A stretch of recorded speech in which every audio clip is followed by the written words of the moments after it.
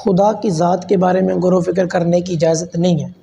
ہم اللہ کی تخلیق کے بارے میں سوچ سکتے ہیں، رب تعالیٰ کی صنعت کے بارے میں، کاریگری کے بارے میں سوچ سکتے ہیں، لیکن اللہ کی ذات کے بارے میں غور و فکر کرنا اس کی شریعت اجازت نہیں دیتی۔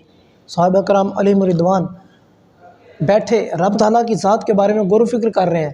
میرے آقا علیہ الصلوۃ والسلام تشریف لائے، حضور نے دیکھا کہ میرے صحابہ رب کی ذات کے بارے میں غور و فکر کر رہے ہیں۔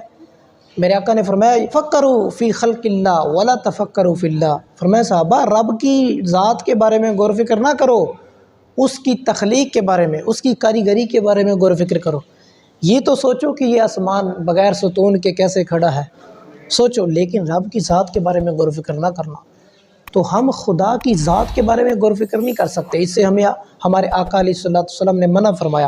ہر رب کی تخلیق کے بارے میں، اس کی قدرت کے مناظر کے بارے میں غور و فکر کر سکتے ہیں، کیونکہ جو عقل میں آ جائے وہ خدا نہیں ہو سکتا، اور جو خدا ہے وہ عقل میں نہیں آ سکتا۔ یہ عقل خدا کی بنائی ہوئی ہے، یہ عقل خدا کا تحفہ ہے، اس کی بنائی ہوئی ہے، تو یہ کیسے ہو سکتا ہے کہ وہ اپنی بنائی ہوئی چیز کے اندر آ جائے؟ تو پتہ چلا خدا عقل میں نہیں آ سکتا، اور جو عقل میں آ جائے وہ خدا نہیں ہو سکتا۔